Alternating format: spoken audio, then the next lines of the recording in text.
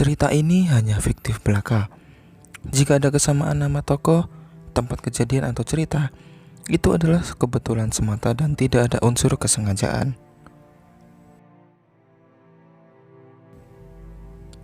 CPNS, calon pegawai negeri sipil. Cerita oleh Ahmad Wahyu Utomo dan dinarasikan oleh saya sendiri, Ahmad Wahyu Utomo. Siapa sih yang tidak ingin menjadi PNS di negeri ini? Pasti siapapun berkeinginan, bukan? Begitu juga dengan Iqbal dan Laila, teman sekelas semenjak SMA yang kini menjalani kehidupan sebagai sepasang pengantin baru. Iqbal yang merupakan lulusan sarjana di salah satu kampus di Indonesia berniat mendaftar CPNS di tahun 2021 ini.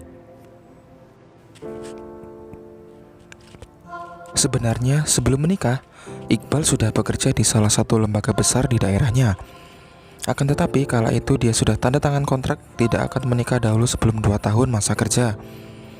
Namun sayangnya, kala itu ayah Iqbal sakit parah dan menyuruh Iqbal untuk menikah secepatnya. Iqbal pun bingung bagaimana menangani masalah ini. Sedangkan jika ia keluar dari pekerjaannya, belum tentu dia mendapat pekerjaan lagi, apalagi di masa pandemi COVID-19 seperti sekarang. Iqbal pun akhirnya menuruti perkataan ayahnya, dikarenakan ia khawatir dengan kesehatan sang ayah. Atasan Iqbal sangat menyayangkan keputusan Iqbal yang resign mendadak. Bahkan sang bos pun sebenarnya sudah mengizinkan Iqbal untuk bertahan. Namun Iqbal merasa tidak enak hati dan tak ingin nantinya dirinya jadi bahan gosip rekan sekantor.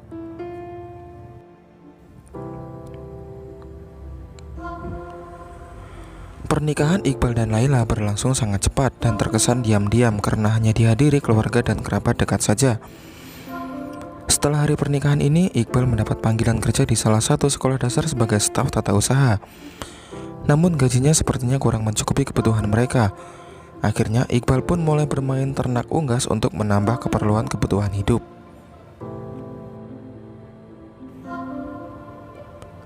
Kabar gembira pun datang. Pemerintah membuka lowongan CPNS dan P3K di seluruh wilayah Indonesia. Iqbal dan Laila mulai menyiapkan berkas untuk mendaftar. Namun sayangnya, formasi CPNS yang sesuai jurusan mereka tidak ada di daerah mereka dan harus keluar daerah jikalau ingin mendaftar. Iqbal yang merupakan anak bungsu dan yang menjaga kedua orang tuanya kembali dilema.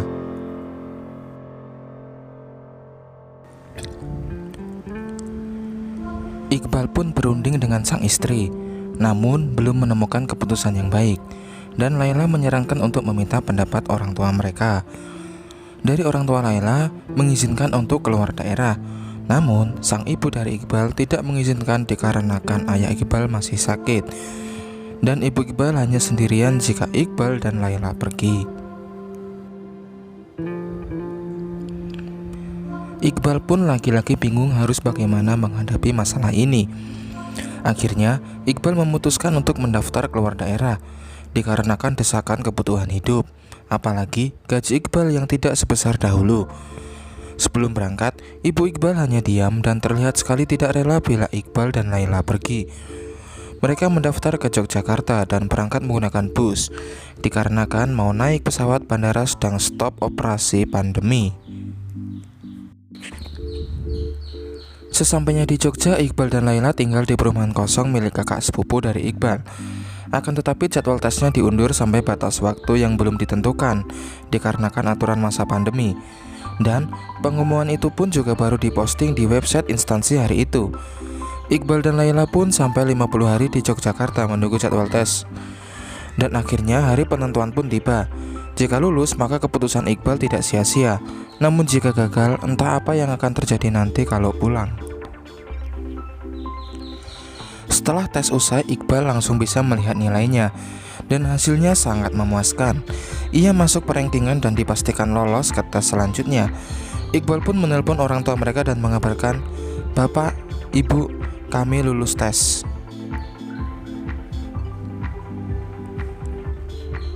Iqbal dan Laila memutuskan untuk pulang dahulu ke Sumatera dikarenakan pelaksanaan tes terakhir masihlah lama.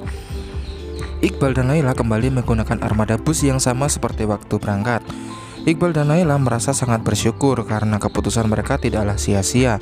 Dan jika memang diharuskan tinggal di Yogyakarta, Iqbal dan Laila akan membawa juga orang tua mereka ke Yogyakarta. Di saat mereka masih terlalu dalam suasana bersyukur dan bahagia, tiba-tiba sopir bus berteriak kencang, "Remnya blong, Allahu Akbar!" Bruak! Bus yang ditumpangi Iqbal dan Laila mengalami kecelakaan tragis di jalan tol yang menewaskan seluruh penumpang dan kru bus. Orang tua mereka hanya bisa menangis terseduh-seduh mendengar kabar Iqbal dan Laila, anak mereka yang kini tinggal nama.